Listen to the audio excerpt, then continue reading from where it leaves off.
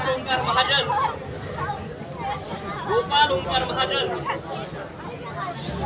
यांचे लहान बंधू सुडामन ओंकार महाजन, ज्यांना आम्ही या परिसरातील सर्वजण आबा म्हणून ओळखायचो. आबा गेल्या 17 मेला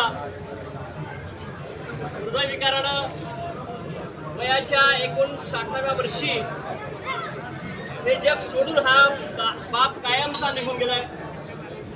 मित्रहो, कुटुंबासाठी हा मोठा आघात आहे. 40, 50, 60 जरी असलं, 70 जरी असलं, 100 जरी असला बाप या वयाचा, तरी बाप घरासाठी हवा असतो. आणि आमचा आबा हा कष्टाळू होता. हा परिवार म्हणजे 4 भाऊ 4 बहिणी असा मोठा परिवार. आमचं बालपण याच परिसरामध्ये गेलं. आमचे ओंकार दादा अत्यंत कष्टानं मेहनतीने त्यांनी हा परिवार वाढवला, 8 लेकरांना मोठं केलं. आणि या परिवारातला हा बाप माणूस आबा नावाचा अत्यंत साधा सरळ आणि चांगला गोड माणूस. खरं तर आमचा आबा अजून 20 वर्ष जगायला पाहिजे होता. कारण मित्र हो, नितीनच्या पाठीमागे भक्कम आधार होता आबांचा. कुठलाही मुलगा असेल त्याच्या पाठीमागे बाप आणि आई असं, 2 मुली, भावंड, बहिणी असा हा मोठा परिवारातला हा बाप नितीने या परिवारावर अन्याय केलाय. मला जेव्हा बातमी कळाली तेव्हा अत्यंत वाईट वाटलं. मृत्यू कसा असतो, एक सत्य सांगून 17 मेला झालं. 17 मेला मृत्यू आला आणि त्याच दिवशी आबांचा वाढदिवसही होता आणि त्याच दिवशी आबांचा लग्नाचा वाढदिवसही होता.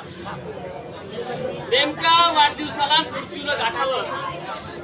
खरोखरच नियतीने या परिवारावर हा केलेला खूप मोठा आघात असंच मी म्हणेल. काय सांगावं या बापाविषयी, या आबांविषयी. माझ्या कवितेतले काही ओळी आपल्याला ऐकवतो आणि थांबेल. बाप हिमालयाची सावली, ऐकूया. अखेरच्या क्षणापर्यंत, अखेरच्या क्षणापर्यंत रोज धावत असतो बाप. पोरांशिवाय कधीही घरी जेवत नसतो बाप. नवे कपडे पोरांना जुनेच कपडे घालत असतो बाप. घरी कुणी नसताना एकटाच स्वतःशी बोलत असतो बाप. 4 भिंता रोज आकार देतो बाप. पोट भुकेले जरी मोठ्याने ढेकर देतो बाप. दुष्काळाच्या झडा सोसता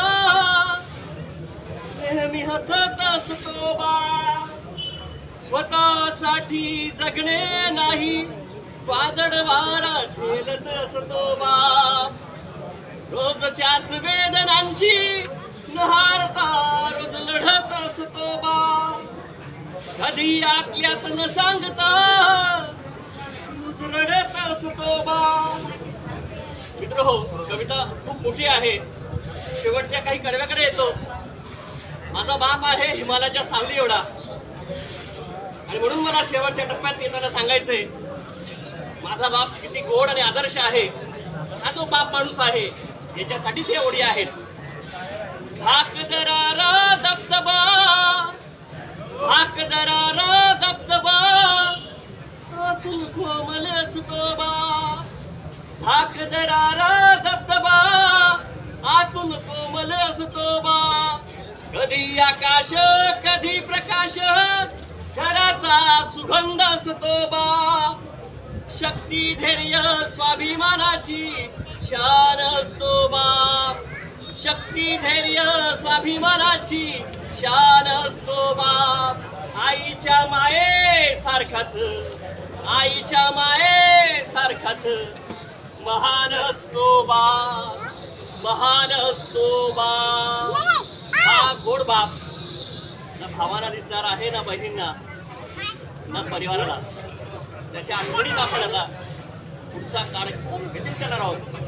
खरोखरच मला असं वाटतं 80 वर्षाच्या नंतरच कुणाचाही बाप गेला, आई गेली, आपण ते दुःख फारसं मनाला लावून घेत नाही. पण असा साठीमध्ये निघून गेलेला बाप प्रचंड वेदना देऊन जातो. नितीनलाच हा परिवार सांभाळायचा आहे आणि या घरातल्या माऊलीला आता बापही व्हायचंय. तर आतापर्यंत आईची भूमिका समर्थपणे पेललेली आहे. तिलाही नवऱ्याचं प्रचंड दुःख आहेच, हे दुःख न भरून निघणारा असंच आहे. पण तिला आता मात्र